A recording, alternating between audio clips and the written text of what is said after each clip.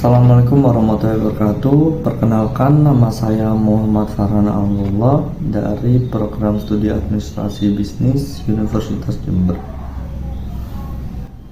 Gunung Bromo, salah satu keajaiban alam Indonesia yang memukau dunia.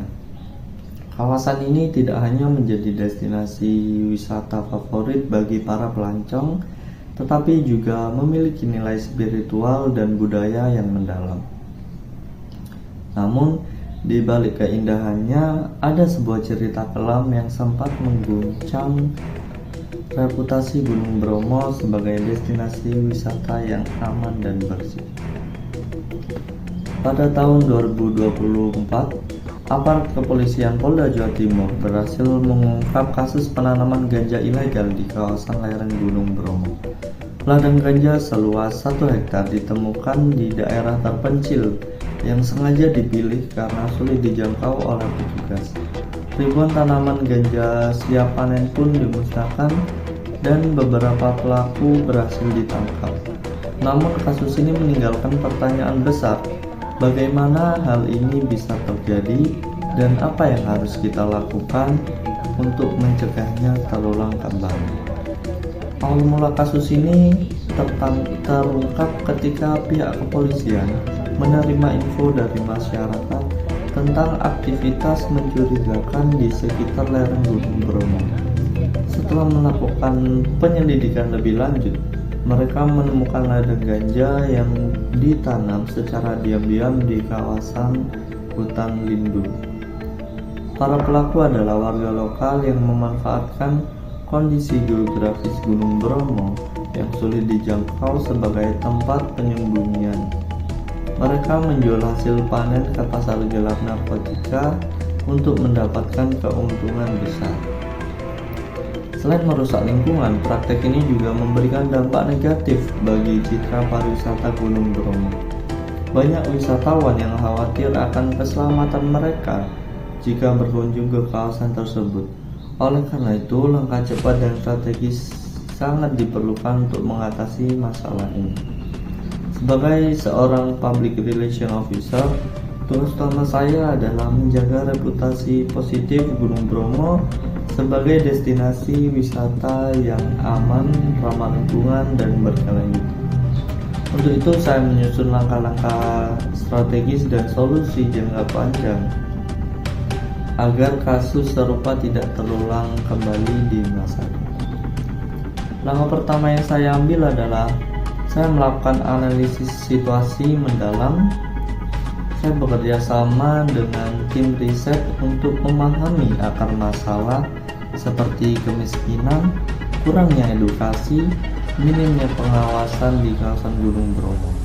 Dari sini, saya mengidentifikasi pihak-pihak yang terlibat, termasuk masyarakat lokal, pemerintah daerah, aparat keamanan, dan pemangku kepentingan lainnya. Setelah memahami akar masalah, saya mulai membangun narasi positif melalui komunikasi kampanye publik. Saya menyampaikan bahwa Gunung Bromo tetap aman dikunjungi meskipun ada insiden ini. Kami juga menekankan bahwa kasus ini telah ditangani secara profesional oleh pihak berwajib dan kami berkomitmen untuk menjaga kelestarian kawasan ini. Saya mengadakan konferensi pers bersama pihak kepolisian dan dinas pariwisata. Kami menjelaskan kronologi kasus secara transparan dan menunjukkan bukti-bukti nyata tentang upaya penanganan yang telah dilakukan. Media massa memiliki peran penting dalam membentuk opini publik. Oleh karena itu, saya media untuk meliput upaya pemerintah dan aparat dalam memberantas kegiatan ilegal di kawasan Gunung Bromo.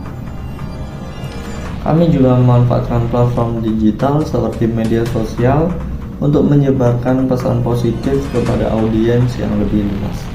Melalui kampanye digital ini, kami berhasil menjangkau ribuan orang dan meyakinkan mereka bahwa Gunung Bromo tetap menjadi destinasi wisata yang layak dikunjungi. Namun solusi jangka pendek saja tidak cukup untuk mencegah kasus serupa terjadi di masa depan. Saya mengusulkan beberapa solusi jangka panjang yang melibatkan semua pihak. Kami mengadakan kampanye edukasi kepada masyarakat lokal tentang bahaya penyalahgunaan narkotika dan dampak negatif penanaman ganja ilegal bagi lingkungan dan pariwisata. Kami juga memberikan pemahaman tentang pentingnya menjaga kawasan Gunung Bromo sebagai nilai aset nasional yang harus dilestarikan. Untuk mengatasi faktor kemiskinan yang menjadi pendorong utama, kami menginisiasi program pemberdayaan ekonomi masyarakat. Salah satunya adalah pengembangan agrowisata berbasis tanaman legal seperti kopi, teh, atau rempah-rempah. Program ini tidak hanya meningkatkan pendapatan masyarakat, tetapi juga mendukung keberlanjutan bagi lingkungan.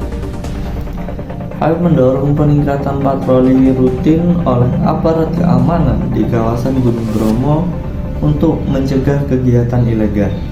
Selain itu, kami menyediakan hotline aduan bagi masyarakat untuk melaporkan aktivitas mencurigakan di sekitaran kawasan tersebut. Gunung Bromo bukan hanya sekedar destinasi wisata, tetapi juga warisan alam yang harus kita jaga bersama. Dengan kerjasama semua pihak, kami yakin bahwa masalah ini dapat diselesaikan tanpa merusak reputasi pariwisatanya.